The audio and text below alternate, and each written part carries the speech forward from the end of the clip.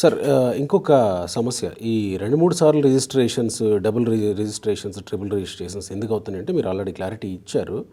అయితే రిజిస్టర్ ఆఫీస్లో ఆల్రెడీ ఉంటుంది కదా, అక్కడ చెక్ చేసుకోవాల్సిన అవసరం లేదు. As per Indian registration act ఏంటంటే సబ్ రిజిస్ట్రార్కు ఈ ఈసీ చెక్ చేయడం కానీ ఇతనికి టైటిల్ ఎట్లా వచ్చిందని చెక్ చేసే పవర్ లేదు. సో చాలా సందర్భాల్లో వీళ్ళు టైటిల్ చెక్ చేసినప్పుడు కోర్టులు ఇంటర్ఫియర్ అయ్యి వీళ్ళపైన చర్యలు తీసుకోమని చెప్పి ఆదేశించడం కూడా జరిగింది. సో సబ్ రిజిస్ట్రార్ వర్క్ ఏంటంటే అక్కడ అతను అమ్మే అతను కొనే అతను కరెక్ట్ పర్సన్సా కారా. So identification of the persons ఒక thing. Second identification of the property. So property ఆ ల్యాండ్ ఉందా లేదా, ఎంతవరకు ఉందా అనేది అంతవరకు ఆయన బాధ్యత. సో అతను దానిపైన రిజిస్ట్రేషన్ అయిందా లేదంటే ఈసీ చెక్ చేయాలి. సో ఈసీ చెక్ చేసి దాన్ని చేసేంత అధికారం ఆయనకు లేదు. సో అందుకే దాన్ని అడ్వాంటేజ్గా తీసుకొని రిజిస్ట్రేషన్ యాక్ట్లో ఉన్నటువంటి లోపాలను సో చాలామంది ఏం చేస్తున్నారంటే ఇట్లాంటి మోసాలకు డబుల్ ట్రిబుల్ ఒకసారి జీపీఐ ఇస్తాడు, మళ్ళీ ఈయననే పోయి రిజిస్ట్రేషన్ చేస్తాడు. అదేవిధంగా ఇంకా కొంతమంది నంబర్లు సర్వే నంబర్లకు బై నంబర్లు వేయడము, వేసేసి దాన్ని అమ్మడము. ఈ విధంగా ఒకటే ల్యాండ్ ఉంటుంది. యాక్చువల్ అక్కడ ఉన్నటువంటిది ఒకటే 10 గుంటలు అనుకుందాం ల్యాండ్. సో అది నాన్ అగ్రికల్చర్ కన్వర్ట్ అవుతుంది. సో ఆ 10 గుంటలు అంటే 1210 స్క్వేర్ యార్డ్స్. దాన్నే వాడు 20 మందికి 20 సార్లు అమ్మవచ్చు. సో అట్లా జరిగిన సంఘటనలు చాలా ఉన్నాయి. మరి దానికి పరిష్కారం ఏమిటంటే నేను అందుకే చెప్తున్నాను, ఇట్లాంటి దాంట్లో మనం మోసపోకుండా ఉండాలంటే సో మొదలు అది ఈ లేఅవుట్ అప్రూవల్ ప్లానింగ్ డిపార్ట్మెంట్లో అయిందా, రెండోది మున్సిపాలిటీ రికార్డులలో ఉందా, మూడోది ఈసీ చెక్ చేసుకోండి. ఈసీలో మనం సాధారణంగా చేసే తప్పు కూడా ఏంటంటే ఈసీ తీయమంటే వాడు ఓన్లీ వీడు అమ్మింది కొన్నది అంతవరకు ఒక చిన్న లైన్ తీసి ఇస్తాడు. దాంట్లో కూడా మోసాలు అయిపోతుంది ఈసీ దాంట్లో. సో ఈసీ చెక్ చేసినప్పుడు ఆ పర్టికులర్ సర్వే నెంబర్ మీద ఎన్ని ట్రాన్సాక్షన్స్ ఉన్నాయో మొత్తం తీయాలి.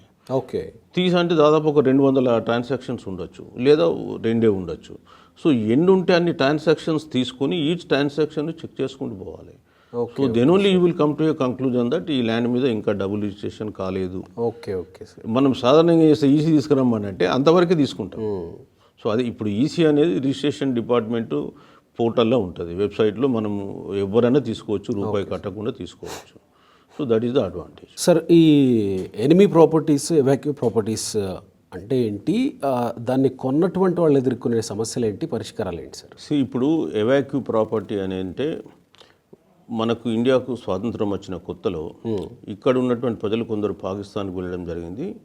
సో వాళ్ళు వెళ్ళేటప్పుడు ఇక్కడ వాళ్ళ ఆస్తులన్నీ వాళ్ళు ఇక్కడ వదులుకొని వెళ్ళడం జరిగింది. సో అదేవిధంగా పాకిస్తాన్ నుంచి కొంతమంది ప్రజలు ఇక్కడ రావడం జరిగింది. సో ఎంతైతే ఆస్తి వాళ్ళు అక్కడ పాకిస్తాన్లో కోల్పోయినారో ఇక్కడ ఇండియాలో అంత ఆస్తి వాళ్ళకి మన ప్రభుత్వం ఇచ్చింది. సో దీని కస్టోడియన్ అంతా కూడా గవర్నమెంట్ ఆఫ్ ఇండియా హోమ్ మినిస్ట్రీలో ఉంటుంది. సో కొన్ని సందర్భాలు ఏంటంటే ఎక్సెస్ ప్రాపర్టీ మన దగ్గర మిగిలిపోతుంది. సపోజ్ ఇక్కడ నుంచి పోయిన వాళ్ళు ఎక్కువ ఉంటారు, వచ్చిన వాళ్ళు తక్కువ ఉంటారు కాబట్టి సో వాళ్ళకి అలొకేషన్ చేయంగా కూడా కొంత ప్రాపర్టీ మిగిలి ఉంటుంది. అది ప్రభుత్వ ప్రాపర్టీ. సో దాని కస్టోడియన్ గవర్నమెంట్ ఆఫ్ ఇండియా ఉంటుంది. సో దాన్ని గవర్నమెంట్ రక్షణలో ఉంటుంది. కొంతమంది ఏం చేస్తారంటే కొన్ని ఏదో విధంగా లిటిగేషన్ క్రియేట్ చేసి ఆ భూములు మా భూములే అని చెప్పేసేసుకొని కొన్ని కోర్టుకు వెళ్ళిన సందర్భాలనే చాలా సందర్భాల్లో వాళ్ళు కోర్టులో ఓడిపోయినారు, కొన్ని సందర్భాల్లో గెలిచిన సందర్భాలు కూడా ఉండొచ్చు. సో ఈ ఎవాక్యూ ప్రాపర్టీ అని స్పెసిఫిక్గా ఎరుమార్క్ అయిన ప్రాపర్టీ కొంటే అది ప్రభుత్వానికి సంబంధించిన ప్రాపర్టీ కాబట్టి అది ఖచ్చితంగా అతను ఇబ్బందుల్లో పడతాడు. సో ఇప్పుడు ఆల్రెడీ ప్రొహిబిషన్ రిజిస్టర్లలో అవన్నీ వచ్చేసినాయి. నెక్స్ట్ ఎనిమీ ప్రాపర్టీ అంటే మనకు 1962లో చైనా వార్ జరిగింది. తర్వాత 65లో మళ్ళీ ఇండోపాక్ వార్.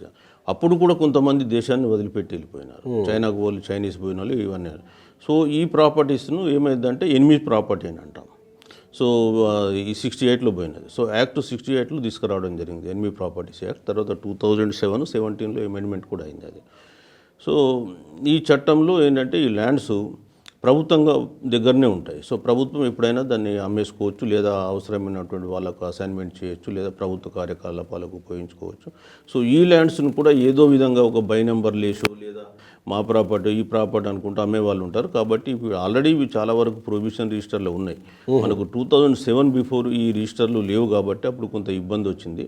సో ఎప్పుడైతే యాక్ట్ నెంబర్ అంటే మనం రిజిస్ట్రేషన్ యాక్ట్ అమెండ్ చేసి 22A తీసుకొచ్చాము, అప్పటి నుంచి కొంతవరకు మనకు ఈ ల్యాండ్స్ ప్రొటెక్ట్ కావడం జరిగింది.